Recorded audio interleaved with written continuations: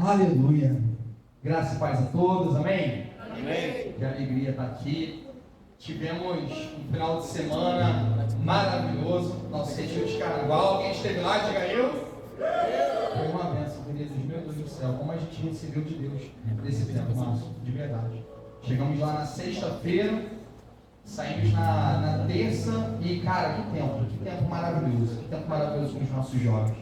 Há alguns anos aí direto, em retiro de carnaval, isso sempre nos surpreende. Mas vamos lá, queridos. Oficialmente, né? Para muitas pessoas o ano começa agora, mas para nós começou desde o comecinho. E esse ano nós estamos carregando uma palavra muito importante, uma frase, na verdade, que é tempo de viver em comunhão. Tempo de se mover em comunhão, tempo de estar em comunhão. É o tempo de comunhão, queridos. E a gente está não apenas vivendo isso como uma palavra, mas a gente está vivendo isso de forma muito prática, através de casa em casa. Por quê? Nós, assim como a palavra de Deus ordena, estamos nos reunindo não apenas no templo, mas também de casa em casa. Se você ainda não faz parte de uma dessas igrejas que tem se reunido de casa em casa durante a semana, quero te convidar no Facebook a dar uma passadinha e lembra aqueles QR Codes ali de acordo com o seu bairro e a sua faixa etária, para você fazer parte não apenas daquilo que a gente tem vivido aqui dentro dessas quatro paredes, mas lá fora também. Vamos ser igreja ao longo do nosso dia, na nossa rotina. Amém? Tá ligado? Você que não pegou, já pega na próxima.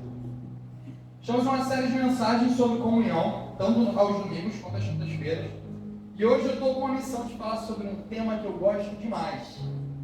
Esse tema é comunhão que gera Cristo em nós. De forma didática, vamos repetir isso: comunhão que gera Cristo em nós. A minha missão é falar sobre isso hoje, então a gente vai abrir a palavra de Deus e vamos juntos discernir mais sobre isso, tá bom? Então vamos lá, pessoal. Pedi para mim de abrir no nosso versículo tema, que é Gálatas capítulo 4, versículo 19. Gálatas 4, 19, na NVI. Diz assim a palavra de Deus: meus filhos, por quem estou novamente, grava essa palavra, sofrendo dores de parto, até que Cristo seja formado em vocês. Feche seus olhos em nome de Jesus nesse momento. Vamos orar por isso. Espírito Santo de Deus, nesse momento nós estamos abrindo a Tua palavra. Essa palavra não pode ser entendida apenas com a nossa mente. Ela não é para que a gente leia ela, mas para que ela nos leia, Senhor. Ela não é para que a gente venha dissecá-la, mas para que ela venha nos secar. Para que a gente possa entender a intenção do nosso coração, corrigir as nossas rotas, para que a gente possa se tornar parecido com Jesus.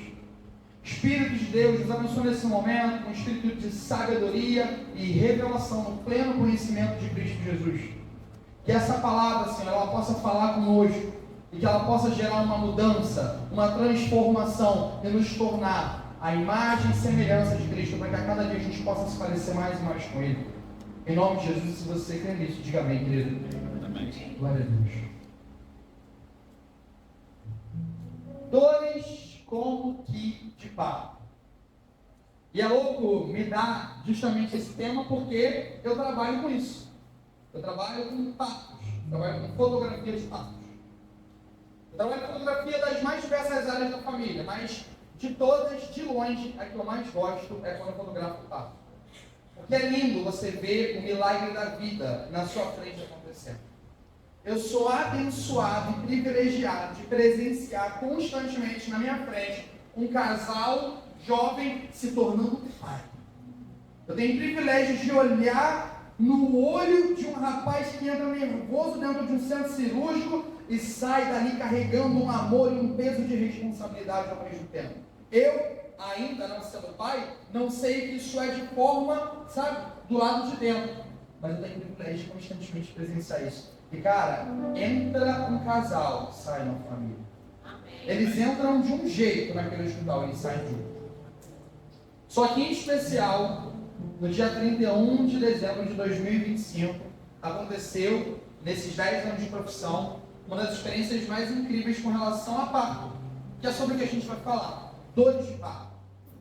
A maioria dos partos que eu fotografo são partos cesariana, para que eu possa ter uma previsibilidade mínima de quanto tempo vai durar e quanto seria. Aí acontecer antecipações, eu consigo encaixar isso na minha rotina de trabalho. Então, dificilmente fotografo partos normais. Na verdade, até então, nunca tinha fotografado. E era um desejo que eu tinha no meu coração, fotografar um parto normal. Porque é diferente. As mulheres que tiveram um parto normal sabem assim, é uma emoção diferente, é um negócio visceral. A mulher vai fazer a cesárea, ela se maquia antes, querido. Ela prepara o quarto. Você chega no quarto, o quarto está decorado, filho. Agora o normal, meu irmão, é do jeito que o bebê quis vir e embora. É céu. É seu. E aí eu falei, Senhor, eu queria muito fotografar um parto normal para ter essa experiência. E me dá essa experiência em 2025, por favor. Conforme foi chegando o fim do ano, dia 22 de dezembro, nós, como empresa, entramos em recesso. E daí para frente eu sabia que não teria mais nada. Eu tinha alguns partos agendados para fotografar, mas só para o início de janeiro, todos eles cesarianos. Até que no dia 31 de dezembro, às 3 horas da manhã, meu telefone toca. Às 3 horas da manhã. E quando tocou, eu já sabia o que era. O casal me ligando, oi, Ale, tudo bem? Aí eu, tudo. O que aconteceu? Tudo bem? Olha, a gente está aqui no hospital tal. E o parto vai precisar ser antecipado, a cirurgia, a cesárea, vai precisar ser antecipada para hoje às 7 horas da manhã. Tudo bem, estou a caminho, estou acostumado, isso já aconteceu diversas vezes. Mas seria cesárea, não sempre, já estou acostumado, é legal, é bacana. Quando eu cheguei naquele hospital e eu botei o pé, a bolsa daquela gestante estourou. Ou seja, tinha que ser naquele dia. E aí aconteceu algo que é totalmente incomum e as mulheres sabem disso. Aquela mulher foi de 0 a 10 de dilatação em 1 hora. É uma bênção isso, não é, mulheres? Isso é coisa assim, queridinha de Jesus, não é verdade? Mas para você chegar a 10 de dilatação, seu quadril precisa esticar de forma assim, absurda. E você imagina isso acontecer no período de 1 hora. A parte do parto não é o que mexeu comigo, mas ver aquela mulher tendo contrações para que o corpo dela se preparasse para ter aquele bebê, me chocou. Não foi o parto que me chocou, não foi a expulsão que me chocou, foi ver aquela mulher gritando de dor do meu lado. E eu sem saber o que fazer, e o marido dela, inclusive um casal de pastores, ele sem saber o que fazer, assim como eu, primeiro filho dele. E era louco, porque eu não fazia ideia que realmente era assim. As contrações, quando elas estão em pequenos espaços de tempo, elas se intensificam e o tempo vai ficando cada vez menor, intervalos de 3 minutos, intervalos de 2 minutos, intervalos de 1 minuto, até que ela estava conversando comigo normal e ela falou assim, peraí, rapidinho, está vindo. Aí passava um minuto, ela voltava a falar normalmente comigo, assim. Aí ela tinha que assinar alguma coisa, ela estava assinando, ela parava só um minutinho, rindo assim. Pegava a caneta e voltava a assinar logo depois. É bizarro. Mas tudo bem. Daqui a pouquinho, o médico dela não chegava para iniciar aquela cirurgia de cesárea. Até então, entra uma médica. Vocês já vão entender onde eu quero chegar. Entra uma médica espanhola. Olá, que tal? Já fizeram o toque em você? Não fizeram. Deita aqui, eu vou dar o toque. Deita. Dá licença. E foi lá e começou a ver esse plano de dilatação, aquela moletinha. E quando ela viu, falou, papai, vem cá, vem cá na série, cabelo, vem cá. A vovó está na sobrada, ela botou na aí, Maria do Bairro ali junto com a gente. Aí você já sabe Maria do Bairro. Aí chegou outra médica, eu falei, caraca, agora é a hora, eu vou vir uma brasileira, eu vou entender. Quando ela chegou, Deus, o milhão, como é que você está na serota da escola? Eu falei, caraca, agora vai ser o normal. Ela, fotógrafa, vamos todas agora, o bebê está na série, cabelo, vamos agora, vem agora. Aí, foi todo mundo lá para poder começar o parto. Porque aquelas dores, quando a mulher entrou no centro cirúrgico e começou o bebê, já não eram mais aquelas dores. Porque a dor não é quando sai. A dor é quando está naquele processo. Certo, mulheres? Estou falando besteira? Ali, a médica já fala que é outra força. É a força de fazer o número 2. O bebê sair. É outra situação. É diferente da força do corpo se preparar para gerar aquilo. E aí, naquele momento, cara, ela cheia de dor, ali chorando, até que de repente veio o João nasceu. Cara, imediatamente aquela dor dela se transformou em vida.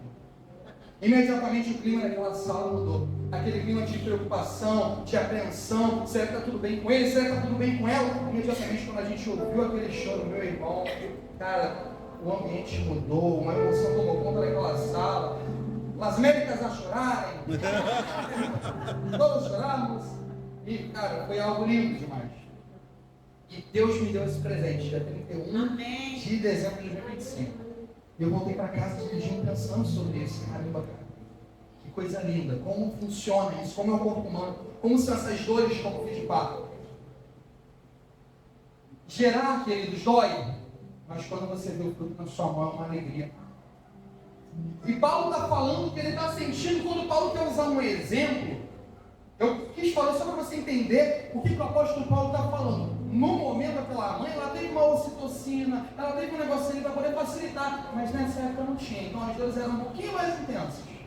Então, quando Paulo escolhe utilizar uma analogia para falar o que é o discipulado cristão, ele escolhe o termo dores, como que de parto. Por isso que a gente precisou, sabe, trazer esse background. As dores de parto ao qual o apóstolo Paulo está se referindo são nada mais, nada menos do que o discipulado. O processo do discipulado. E o que é o discipulado, pastor Alê? O discipulado é literalmente a única forma que Deus deixou de formar Cristo em uma pessoa. Pasme, ele não falou que é a oração que faz isso.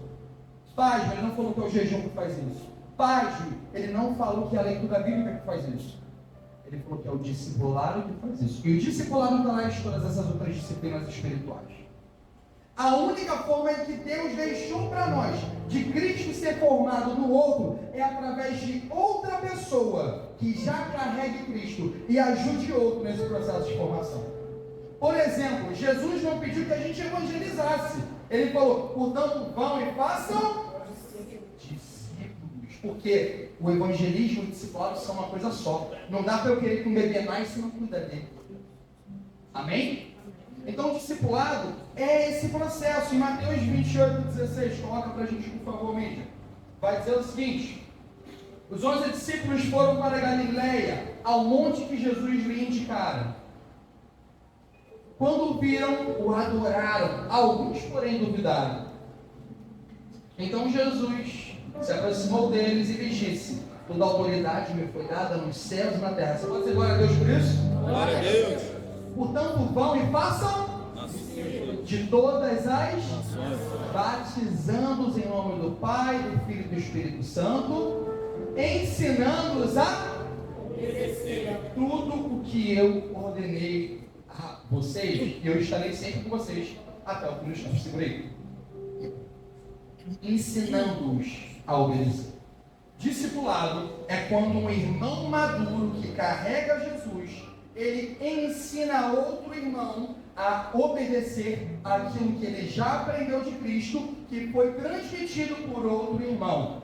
E se a gente for voltando nessa conta, a gente chega lá nos apóstolos e a gente chega em Jesus. Por isso nós somos uma igreja apostólica, porque nós temos o fundamento dos apóstolos, que vem de Jesus e escoa para nós. Amém? Amém. Amém. Glória a Deus por isso.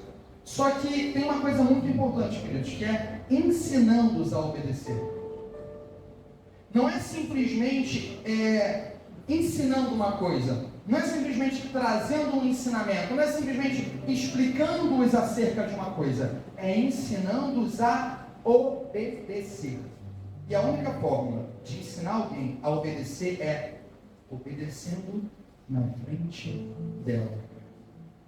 Muitos adestradores de cães, quando estão com dificuldade de adestrar um determinado cão, eles fazem questão de trazer um outro cão já adestrado, para que aquele cão que não é adestrado possa observar o comportamento daquele outro cachorro. Você provavelmente já teve um cachorro que não latia, até o dia em que ele teve contato com outros cachorros que latem. E ele começou a discipular. Foi transmitindo, ensinando-os a... Só que tem um negócio. Ensinar, qualquer um pode ensinar. Ensinar a obedecer, você tem que obedecer para ensinar. Aí o buraco é um pouco mais embaixo. Porque o chamado é para aqueles que carregam, é para aqueles que caminham, é para aqueles que vivem. Essa é a grande comissão. Essas foram as últimas palavras de Jesus. E olha, as últimas palavras de alguém, elas são bem relevantes. E essas foram as últimas de Jesus. Último pedido de Jesus: façam discípulos e ensinem eles a obedecer o que eu transmiti a vocês. Então aquilo que nos foi transmitido precisa ser passado. Isso é discipulado. Pergunta: isso é missão do pastor? Isso é missão do obreiro? Isso é missão do diácono? Isso é missão da Tia Kit? Isso é missão de todo aquele que nele crê. Porque desde o momento que você crê e você alcança essa maturidade, sua missão é dar aquilo que você recebeu, entregar aquilo que você recebeu, ensinar aquilo que te foi colocado. Amém? Uma frase que ficou marcada no nosso registro, que o Espírito Santo de Deus deu durante a pregação, é que Jesus é o que é que eu desenho de Deus.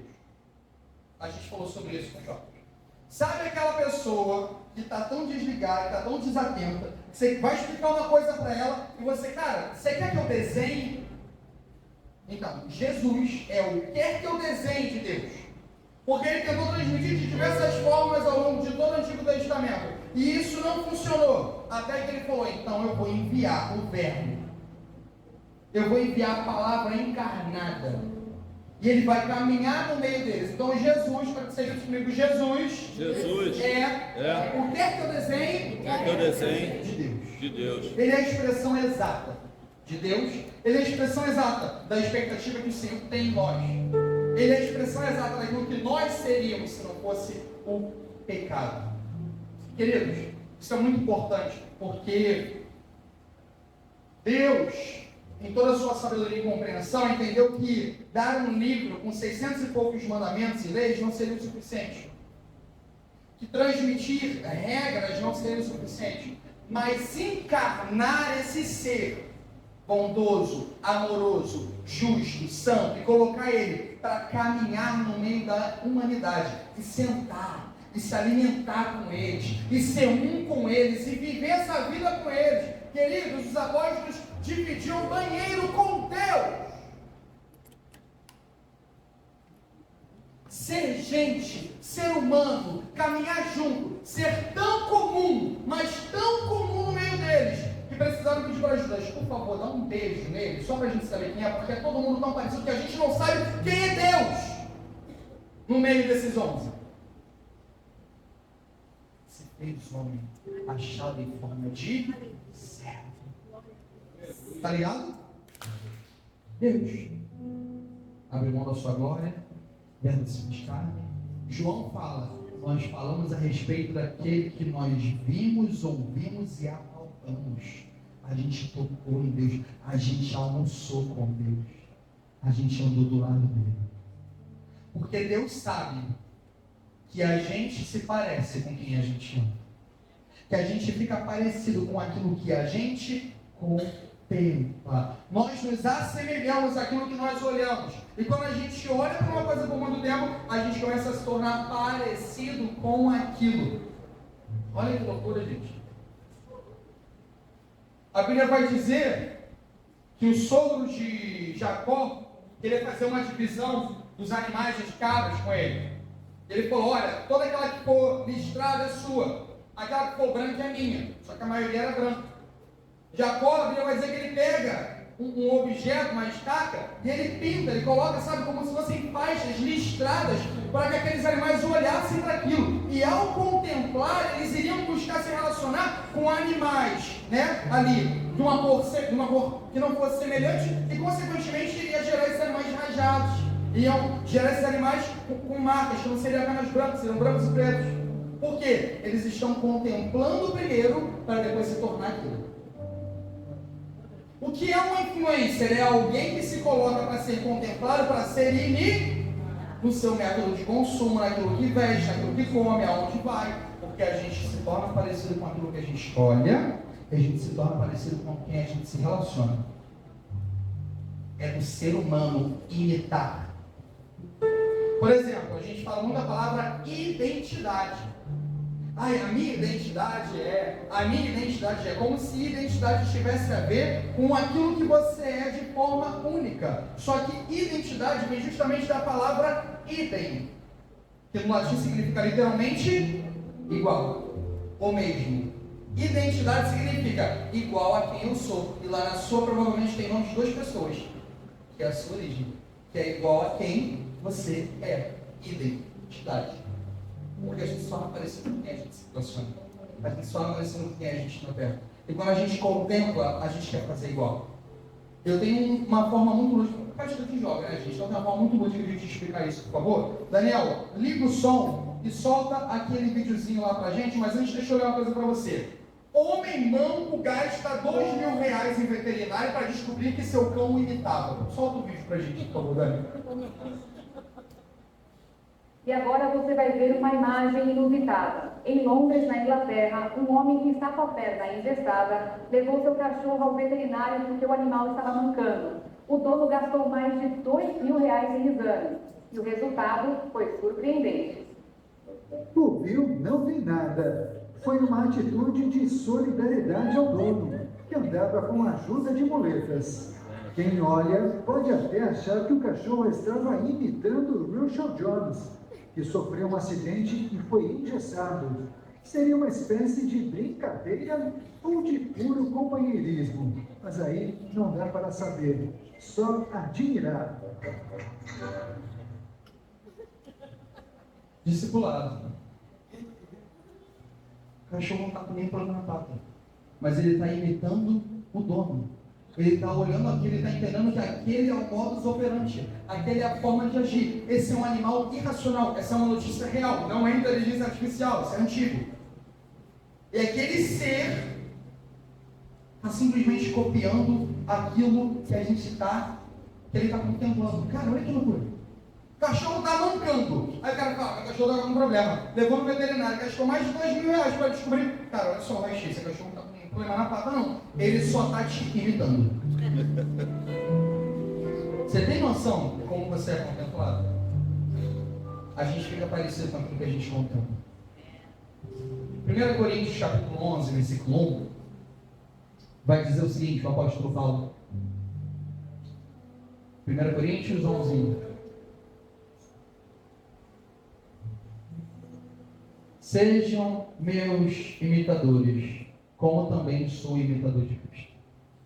Talvez seja por isso que o apóstolo Paulo está falando isso.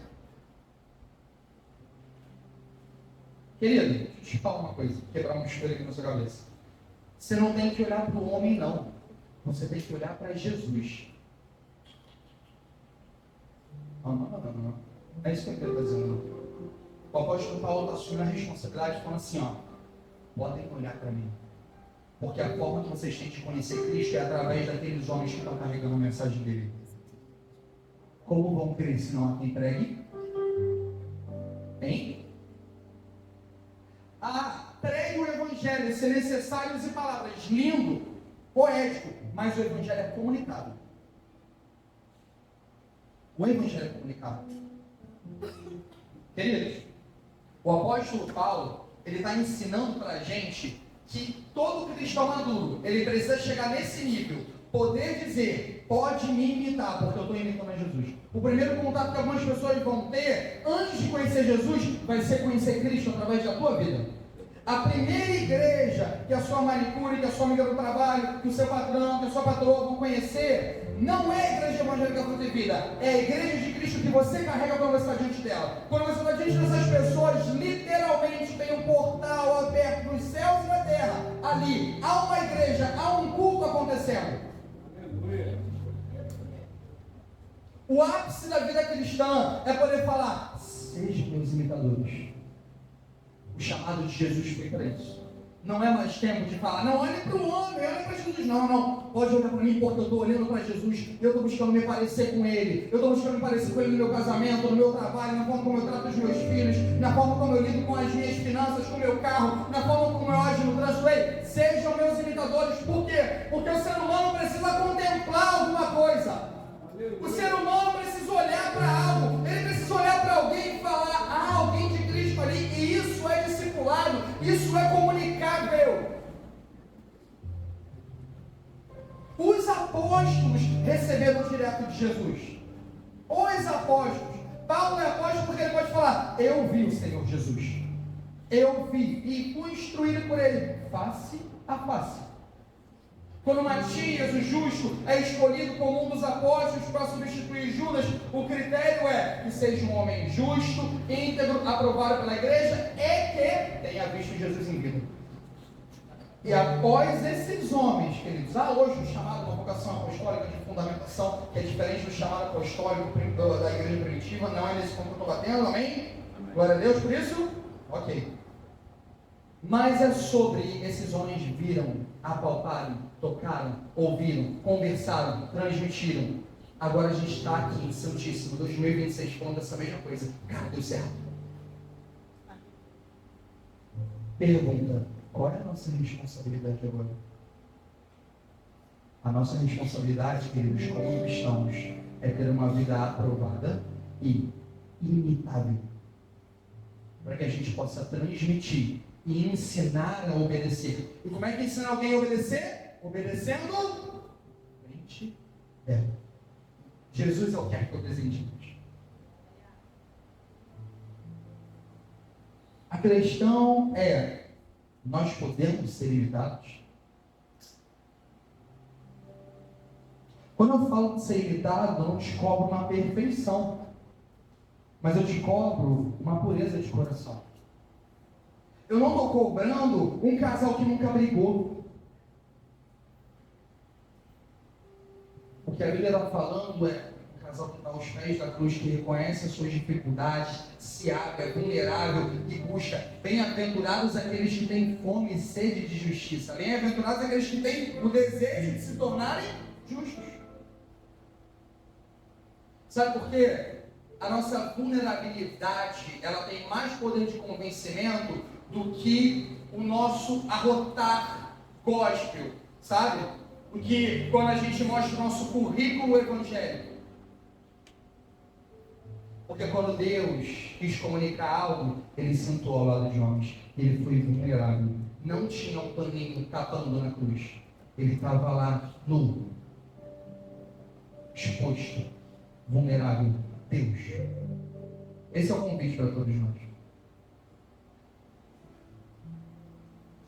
O Senhor está chamando a gente para um tempo de vulnerabilidade, aonde a gente não fica se escondendo atrás de uma performance evangélica, aonde a gente não tem medo de mostrar as nossas feridas e as nossas falhas para pessoas que realmente são imitadores de Cristo, para que elas possam nos ajudar e formar Cristo em nós, porque só assim, queridos, a gente vai aprender nessa caminhada a também formar Cristo nos outros e virar para alguém e falar assim: sabe essa dificuldade que você está passando? Eu também tinha, eu também carregava, mas através de Cristo e por meio de seu povo, eu sou curado, livre, liberto, e eu posso te ajudar. Glória a Deus.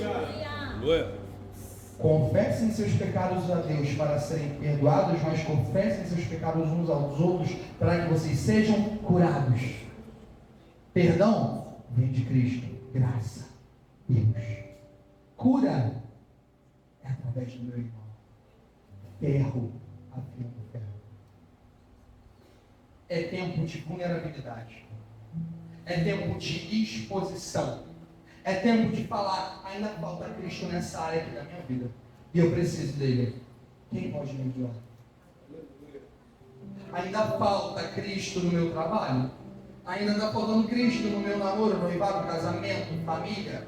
Eu preciso de alguém que seja possível ser imitado. Que seja aprovado. Para quê? Para que eu me torne essa pessoa. Eu amo a história da caverna de Adulão. Os devedores, os moribundos, os maltrapilhos, que se tornaram um exército de Davi. Os que não mereciam, os que não estão tentando manter uma coisa, os que não estão simplesmente fazendo uma manutenção da imagem, os que não estão preocupados com a reputação, mas reconhecem que são imperfeitos, que são falhos, e cara, todo dia precisam de Jesus, porque quem foi muito perdoado, muito ama. Eu estou falando de gente que tem consciência do quanto de perdão precisou receber. Eu estou falando de gente que sobe essa rampa falando: cara, ninguém precisa mais de Jesus do que eu. Eu estou falando de gente como o apóstolo Paulo que fala: dos pecadores, eu sou o pior. Por quê? Eu sou o que mais precisa dele. Sim, Deus. Aleluia. Oh, não de gente que fala: eu não sou como esse publicano. Eu estou falando de gente que senta à mesa, Sentar à mesa tinha um simbolismo muito grande na época de Jesus, porque eles se sentavam não em cadeiras, mas no chão e com os pés para trás. Ali, primeiramente, todo mundo ficava da mesma altura, e os pés mostravam quem você era. Dependendo de como era o seu pé, limpo, sujo, demonstrava quanto você trabalhava, ralava, ou tinha uma vida, benefícios, mas sentava na mesa, o pé ficava para trás, era todo mundo igual. Esse é o chamado do Senhor para a nossa vida, amém? Nós precisamos ter a quem imitar. Sabe? João e Pedro na Porta Formosa, uma pessoa pedindo uma esmola, ele falava assim, olha para mim, eu não tenho nem prata nem ouro, mas o que eu tenho eu te dou, que é Cristo Jesus, mas olha para mim, pode olhar para mim, pode olhar para a minha vida. Pode olhar para mim, sabe por quê? Até nas minhas limitações você também vai aprender comigo, porque eu não sou perfeito. Jesus me chamou para ser irrepreensível. Irrepreensível, o que significa ali? Ninguém lá fora vai ter o que falar da minha vida. Não perfeito, irrepreensível. Não há falta, não há mau caratismo, não há mentira. Amém? Amém. Esse é o chamado do Senhor para nós. É nessa comunhão desses imperfeitos que habita a santidade da igreja, queridos. É tempo das pessoas virarem e subirem essa igreja e terem aquele sentimento que a gente tem quando lê uma postagem no Instagram e fala assim, meu Deus, achei que era só eu. Todo mundo? Caraca, que doideira. Achei que só eu que era assim. Quem aqui já leu um negócio, um meme lá no Instagram? E, meu Deus, não sabia que todo mundo era assim também. Na verdade, é esse sentimento que essas pessoas precisam ter. Porque elas chegam aqui e parece que tudo tem para elas. Aí você fala, não, irmão. Eu sei que é isso. Eu sei que é chegar no culto, e achar que tá todo mundo te olhando. Eu sei que é chegar no culto e beber água só para dar uma disfarçada que você está se sentindo imundo, sujo. Eu sei que é entrar e sair e não conseguir sentir a presença de Jesus. Eu sei que você está. Caraca, você sabe? Sim, eu sei. Sai aqui do meu lado, chorar por você. Nunca me ajuda. Dores como que de parto. Para que Cristo seja gerado nessas pessoas.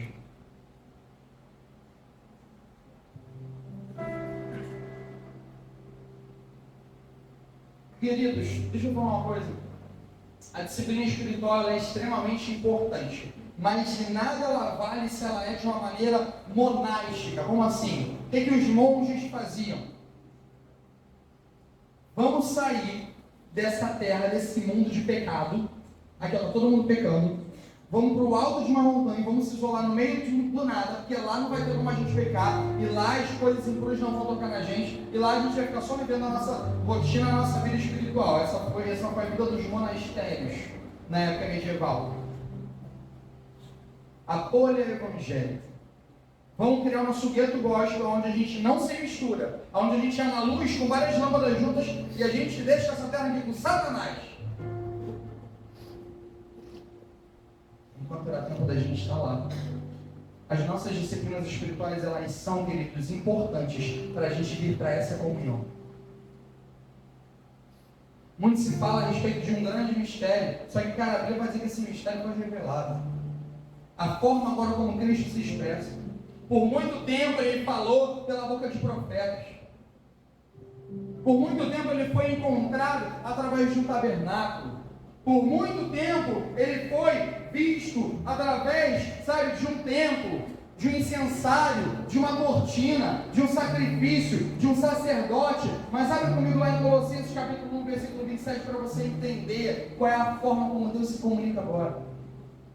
Colossenses 1, 27 vai dizer: a estes, Deus quis fazer conhecida a gloriosa riqueza deste mistério entre os gentios, nós, aqueles que não eram povo pelo sangue, que é Cristo em vocês, a esperança da glória. Qual é o grande mistério que estava encoberto ao longo de todo o Antigo Testamento, que foi descoberto em Cristo Jesus? Cristo em nós, a esperança da glória. O que significa? Por muito tempo por profetas, por muito tempo pelo tabernáculo, por muito tempo através do templo, mas agora é por meio da igreja.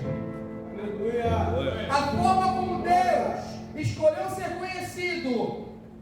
É com Cristo em nós, a esperança da glória. Aleluia. Por isso que em João 17 ele ora, eu oro para que vocês sejam um, para que o mundo creia que o Pai me enviou, porque a nossa unidade revela Jesus.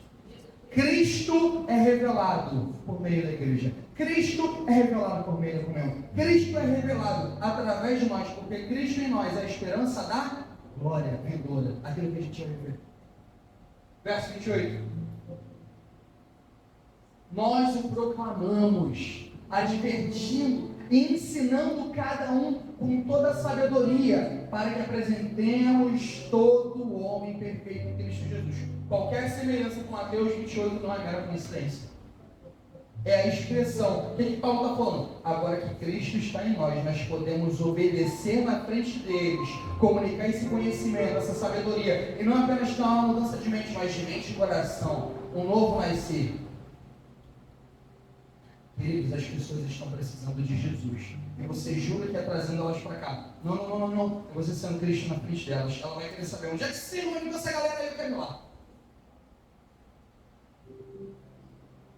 Será que a gente está vivendo uma vida digna de ser imitada? Se a gente não está, o quão preocupado a gente está com isso? E se a gente não está preocupado, a gente precisa reavaliar a nossa fé. Cristãos, pequenos cristos, aqueles que carregam a mensagem. Não é tempo de trazer alguém no culto para ouvir Jesus. É tempo de você revelar lá. Ele desejar estar aqui para se tornar um de nós. Tá ligado? Estamos vivendo um tempo, queridos, de muitos cristãos consumidores. Daqui a não tanto tempo você vai começar a receber flyer, tráfego pago, anúncio de igrejas assim, ó. Venha congregar conosco. Ambiente climatizado. Amplo estacionamento. Telão de LED.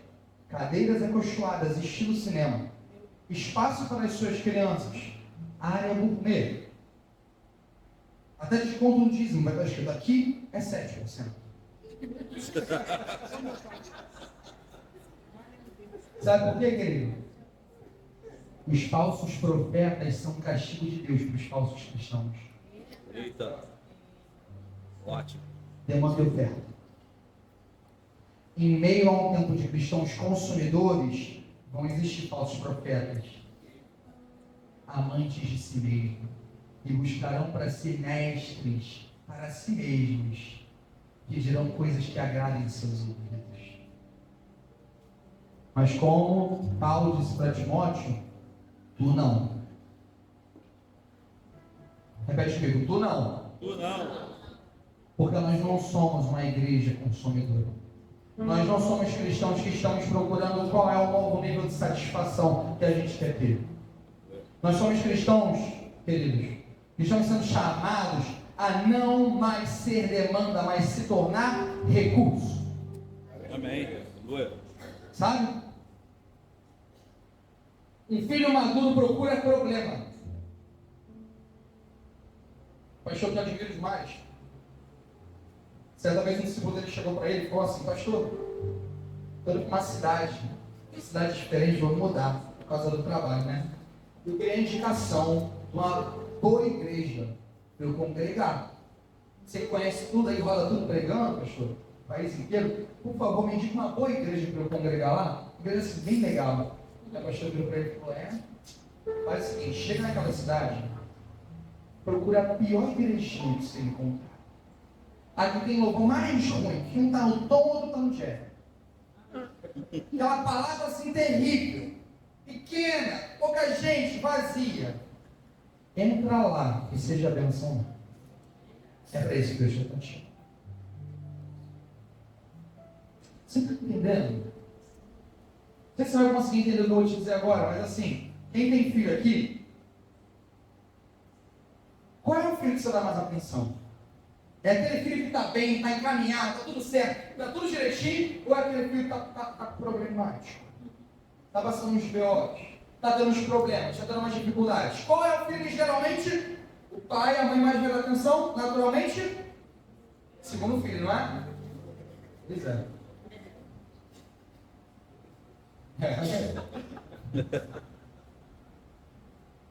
Você está entendendo o que a maturidade faz com a gente? Ela faz a gente entrar em problema. Qual é o ministério que está dando mais pior na igreja evangélica da vida? Qual é o que menos está andando, está dando mais dificuldade? Eis-me aqui, me coloca lá. Não é toda líder de jovens, né, irmão? E se jovem fosse bom, Adão não nascia nunca. 10 anos estudando de juventude. 9 retiros de carnaval. De pé. 28 anos, não aparece. Rodou sem hora, perdeu um murcho. Por quê? Os filhos de vocês.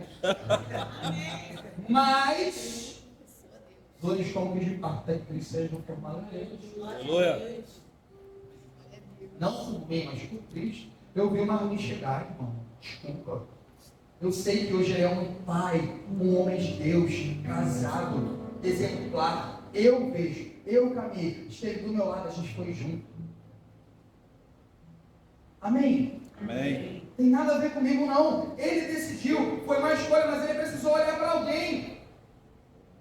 Ele não foi só para uma pessoa, porque não tem como, ele não vai encontrar todos os aspectos que ele precisa em mim, mas ele vai encontrar uma parte do Cristo em mim, e nela eu vou ser fiel. E ele vai encontrar outra parte de Cristo em outro irmão, e outra parte de Cristo em outro irmão. E assim, para que, com todos os santos, Efésios capítulo 4, a gente possa entender a altura, a largura e a profundidade de Cristo Jesus, é com todos os santos. Aleluia. Não é para gerar uma dependência. Discipulado não é marcar reunião para ter tempo uma vez por semana. É uma forma de viver. Olhando para alguém, vendo Cristo nela e falando: aqui a área da minha vida que ainda não se parece com Jesus, pode me ajudar? É uma troca. Amém? Alguém está entendendo o que eu estou dizendo? Amém.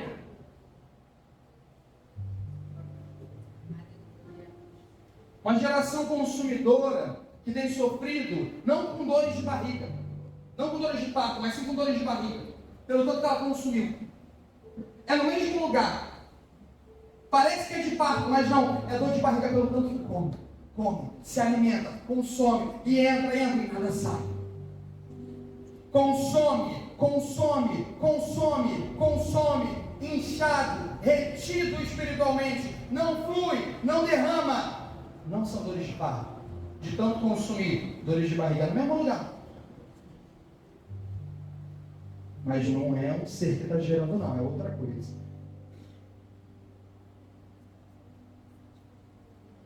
As nossas dores, elas têm sido, pelo tanto que a gente está tentando performar na igreja para chegar em algum lugar, ou elas são dores de parto porque a gente tem a consciência que a gente já chegou e entendeu a nossa responsabilidade como irmãos mais velhos. Você sobe essa rampa com um entendimento: eu sou um irmão mais velho. Eu sou um irmão maduro. É minha responsabilidade. Caim virou para Deus e falou: por acaso sou eu o guardador do meu irmão? A resposta, queridos, sim. 2 perguntas Deus fez para a humanidade, logo depois do pecado. Primeiro, homem e mulher, aonde vocês estão? Não geograficamente, mas espiritualmente, porque eles estão saindo de um lugar. Que lugar? A presença de Deus. Deus perguntou para Adão e Eva: aonde você está? Ele sabia que era atrás da árvore, mas não era isso que ele estava. É que Adão não estava mais plantado no lugar que ele foi criado. Primeira pergunta. Deus continua fazendo essa pergunta para todo homem que nasce. Seu filho vai ter que responder essa pergunta. Por ter filho de crente na crentinha, Deus não tem neto. Seu filho vai ter que decidir Jesus. Seu filho vai ter que escolher quem é. Amém? Primeira pergunta: onde você está? Que não está na minha presença. Segunda pergunta que Deus faz à humanidade, faz a Caim: cadê seu irmão? Ele sabia onde estava. São essas 2 perguntas que Deus faz para a gente. Primeira pergunta: aonde você está? Todos que estão aqui estão na presença de Deus. Você pode dizer glória a Deus por isso? Glória a Deus. Segunda pergunta: cadê seu irmão? Que não está aqui. Você vai responder o que Caim respondeu? Não é minha responsabilidade? É sim. Repete comigo, Jesus é meu irmão mais velho. Meu irmão mais velho. História engraçada, um missionário no Oriente Médio estava caminhando pela rua e ela sabia que ela não podia negar Jesus. E ela sabia que constantemente os guardas paravam os missionários para perguntar aonde eles estavam indo. Eles não podiam mentir. Então tinha que falar, estou indo no culto, estou indo na igreja. Ali, ó, lá, jogando baixo. Desculpa, dona. E aí pararam a menina no caminho. Ô menina, você está indo aonde? Ela pensou, se eu falar que estou indo no culto, eu vou morrer. O que eu vou fazer? Espírito Santo da sabedoria lá. É que meu irmão mais velho deixou umas coisas aí pra gente ler. A gente chegou assim, eu poder conversar. Coisa do meu irmão mais velho. Agora, tudo bem, tá liberado, pode ir. Quem é Jesus, querido? É nosso irmão mais velho. E ele deu o exemplo certinho. E ele morreu por nós. E ele falou, agora é a vez de vocês. Eu morri por vocês, agora vocês vão morrer por mim? Errado. Repete mesmo, Jesus não pediu para eu morrer para ele. Já você vai entender por quê. Amém? O que a gente tem que entender, queridos, é que um pai tem muita influência sobre um filho. Sim ou não? Sim. Pra caramba. Mas um irmão, todos os jovens dessa igreja que são irmãos mais velhos, eu chamo eles com uma responsabilidade. Você tem responsabilidade de discipular seu irmão. Eu sou o mais velho de 4 irmãos. Ana Beatriz, Arthur e Heitor. Não posso errar, irmão. Não posso errar, ó. Eles estão olhando para mim. Eles estão olhando para mim. Eu sei o que é receber os meus irmãos num centro de recuperação indo me visitar por causa de dependência química. Minha mãe tem que falar para eles que eles estavam indo me visitar num centro de férias. Porque não podiam virar para eles e falar que o irmão deles era um drogado, viciado, que estava internado pela terceira vez. Não posso errar, não posso, sou mais velho.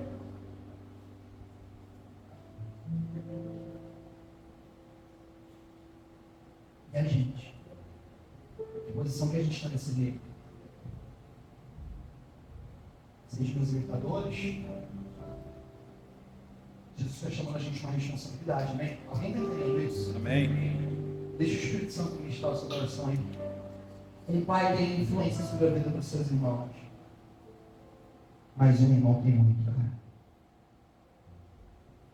Deus falou o Antigo Testamento todo no Novo. Ele falou, agora eu envio o irmão mais velho. Para vocês terem que imitar. E como o Diácono Carlos falou aqui agora, né? A parábola do filho pródigo, que é um título que a gente enviou, que a gente escolheu para essa passagem que não faz o menor sentido. Porque os dois são pródigos. Vai dizer que se atualmente tinha 2 filhos, o mais velho e o mais novo. Um dia o mais novo foi até o pai e falou, pai, me dá minha parte da herança. Ele pegou a parte da herança, passando alguns dias, ele foi para uma terra distante, lá viveu de forma absoluta, se entregando aos prazeres da carne, prostituição, uma vida hedonista, totalmente entregue aos prazeres. Só que a Bíblia vai dizer que chegou um tempo que veio uma grande fome sobre aquela terra, e ele começou a trabalhar, cuidando dos porcos, ele desejava comer a lavagem, a comida dos porcos. Até que, caindo em si, ele disse, eu vou voltar para a casa do meu pai, porque lá pelo menos eu posso ser encontrado como um escravo. Para escravo não falta fome e comida. Deixa eu te mostrar o quanto esse cara imitou o irmão dele. A diferença do filho mais novo para o filho mais velho é um total de nenhuma. Porque os dois estavam tentando acessar as coisas do pai. Não através do relacionamento, mas através daquilo que eles poderiam fazer. O mais novo aprendeu com o mais velho. Eu não posso acessar meu pai pelo relacionamento. Eu tenho que acessar o meu pai pelo desempenho. O mais novo tentava pelo desempenho o tempo inteiro e não conseguia. O mais velho, desculpa. O mais novo começou a observar e se falou que eu vou fazer aquilo que o meu irmão mais velho faz. Tentar acessar as coisas do meu pai. Só que eu vou fazer outro esquema. Vou pedir tudo meu e vou lá viver minha vida. Porque eu estou vendo que através dessa forma que o meu irmão mais velho não está funcionando, mas eu aprendi que esse é o modo operante de se relacionar com o pai, é através do serviço, é através da execução, então me dá minha parte que eu vou abandonar tudo, porque eu já não mereço também, então deixa eu me largar logo lá. Só que no fim desse arco, ele para e fala, eu vou voltar para a casa do meu pai para ser um escravo. Por quê? É o que meu irmão é. Eu vou ser parecido com o meu irmão mesmo. Deixa eu só continuar seguindo o exemplo do meu irmão. Deixa eu voltar para lá. Um irmão mais velho ensina um irmão mais novo. Era a responsabilidade do mais velho cuidar do mais novo. Era para o mais velho ter ido buscar ele lá nos porcos. Era a responsabilidade dele.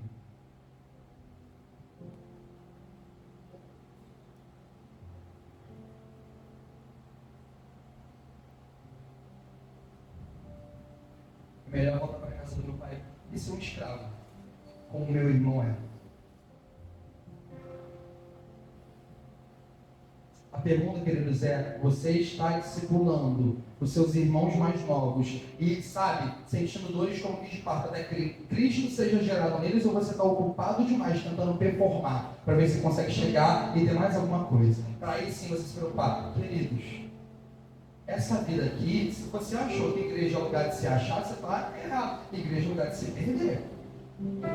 Porque se o cara que a gente diz seguir, no fim de sua vida, morreu numa cruz, dizendo, Pai, perdoa eles, porque eles não sabem o que eles estão fazendo, depois de deixar ele nu, chicotearem, humilharem, cuspirem, discípulo por discípulo, abandoná-lo.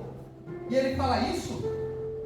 E você acha que seus irmãos não são dignos porque eles erraram com você, porque eles deram a paz do Senhor?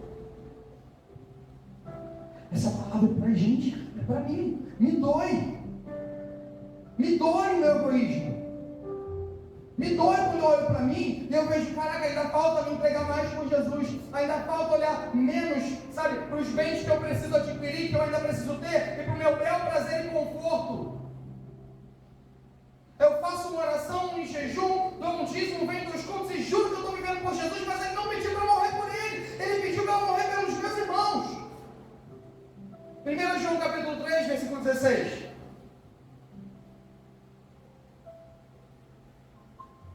Desta forma conhecemos o que é o amor. 2 pontos. Presta atenção aqui.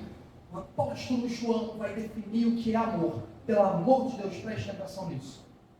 Jesus Cristo deu a sua vida por nós. E devemos dar a nossa vida por Jesus Cristo? Não. Opa, peraí então, não entendi. Jesus Cristo deu a sua vida por nós. E devemos dar a nossa vida para ter uma vida confortável, nossos bens e nossa proteção pessoal, para gerar um bom futuro. A forma de um cristão desgastar a sua vida, 2 pontos. Jesus Cristo deu a sua vida por nós. E devemos dar a nossa vida pelos nossos irmãos. Aleluia. Esse é o convite para todo cristão. Pergunta: o quanto você tem dado a sua vida pelos seus irmãos? Filipenses, Paulo preso vai dizer: não se ocupem tanto assim com a vida de vocês. Considerem humildemente os outros mais importantes que você.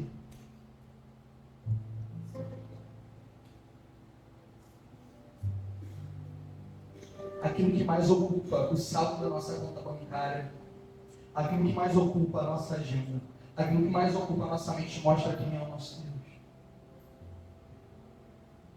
Aqui não tem alguém arrotando santidade para vocês, não, filho. Aqui tem alguém que constantemente tem que falar: Espírito Santo de Deus, volta os meus olhos para eu entender que eu sou satisfeito, que eu tenho tudo e eu tenho o suficiente agora para me doar para os meus irmãos. Irmão, eu olhei para aquele retiro, vi aqueles jovens todos lá se atracando no futebol, no queimado, e eu falei: eu sou rico. Eu sou rico. Isso é riqueza, irmão. O cara da BMW não tem isso, o cara da Ferrari não tem isso, cara. O cara da Bugatti não tem isso. Caraca, eu estou tendo a oportunidade de me entregar para essas vidas, meu Deus. É com isso que Jesus se importa, cara. É isso que impressiona ele, porque só teve uma coisa na qual Deus gastou. Que a gente só gasta tudo que é importante para a gente, não é? Deus só gastou uma coisa, e gastou tudo, e foi por vidas, e foi Jesus. A palavra não é só sobre comunhão hoje, é um chamado. Ei, filhos de Deus, se levantem e vão buscar o nosso irmão mais novo. E vamos ser resposta de oração de alguém. Ei, não é só o tempo de ser abençoado, não. Ser abençoado é muito bom, é o tempo de ser abençoador. Você foi cuidado, que bênção. Vamos cuidar, vamos amar, vamos servir, vamos ajudar, vamos buscar. Esse é o chamado do cristão. Um dia, Jesus quis dizer quem era o maior dentre os nascidos de mulher. E não era o mais rico, não era o mais sábio, não foi Salomão, não foi Davi, não foi Abraão, não foi Moisés, que viu um monte de milagre. Foi João Batista, que preparou o caminho. Esquisito. Cara, tem noção? Dos nascidos de mulher não tem ninguém maior do que ele? Olha qual é o parâmetro de Jesus. O cara não tinha Instagram, não era conhecido. Uma pregação só, nem essa pregação dura e ruim. Dos nascidos de mulher, ninguém é maior do que ele. Nossos parâmetros estão todos trocados. Culto bom é aquele que senta feliz e sai triste. Desse jeito. E bom também é aquele que você entra triste e sai feliz. Não sei como é que você vai sair hoje, mas quero que você saia ao contrário que você entrou. Amém? Vamos ficar de pé, você está acabando.